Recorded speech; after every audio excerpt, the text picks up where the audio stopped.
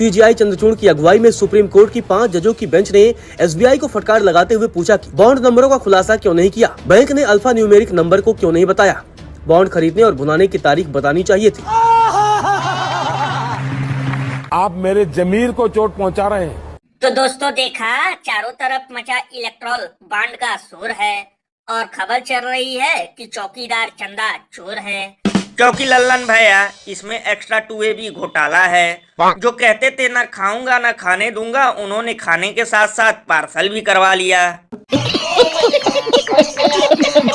वैसे दोस्तों सुनने में आ रहा है पुलवामा हमले के कुछ दिन बाद जुमला पार्टी ने पाकिस्तान से भी करोड़ों का चंदा लिया था। लल्लन भैया मुझे तो लगता है ये झूठी खबर नेहरू द्वारा फैलाई जा रही है, क्योंकि मीडिया वाले तो दिन रात चिल्ला रहे थे कि पाकिस्तान के लोग दाने दाने के लिए तरस रहे हैं, तो फिर ये लोग करोड़ों का चंदा कैसे दे सकते हैं। वैसे लल्लन भैया अगर लगे हाथ पीएम केयर फंड के चंदे का भी हो जाए खुलासा, तो जुमला गुरु को जरूर बेचना पड़ेगा इलेक्शन में बतासा।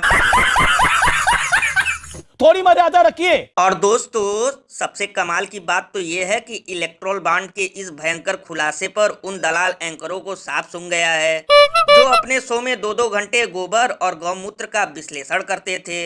लेकिन लल्लन भैया ये लोग इसका बिल्कुल भी विश्लेषण नहीं करेंगे, क्योंकि यही लोग तो मोदी का असली परिवार, जिन्होंने खाया है स्टूडियो में बैठकर जमकर माल।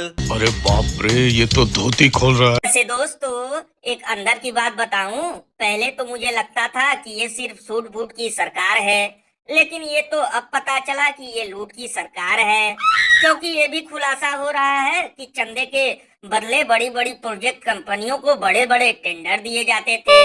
लल्लन भैया इसीलिए तो सड़क बनते ही हो जाते हैं उनमें गड्ढा, क्योंकि कंपनियां पहले ही दे देती हैं करोड़ों का चंदा।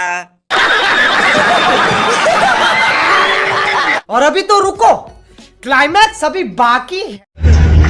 પાટીલ સાહેબ ખટંબમાં સ્કૂલ નથી, એ સ્કૂલનું બી કહી દો। અરે સ્કૂલ પણ બનાવી દેશું। સ્કૂલ ખટંબામાં બિલકુલ સ્કૂલ નથી, એ સ્કૂલ વગર બધા પ્રાઇવેટ। ये सब क्या देखना पड़ रहा है। तो भैया देखा, एक बार फिर गुजरात मॉडल की पोल खुल गई। बीजेपी के अध्यक्ष कहीं पर बीजेपी कार्यालय का उद्घाटन करने गए थे, तभी वहां का कोई सरपंच आकर ये कहने लगा कि उसके इलाके में स्कूल नहीं है।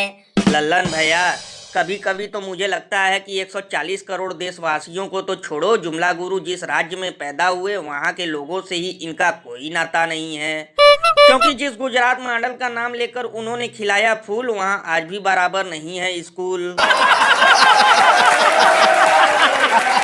और लल्लन भैया यही तो इन लोगों का मास्टर स्ट्रोक है, क्योंकि ये लोग अपने कार्यालय बनाने में करोड़ों उड़ा देंगे, अपनी चुनाव रैलियों में करोड़ों उड़ा देंगे, लेकिन स्कूल, अस्पताल और रोजगार का नाम सुनते ही इन लोगों का मुंह ऐसे फूल जाता है जैसे गुब्बारा।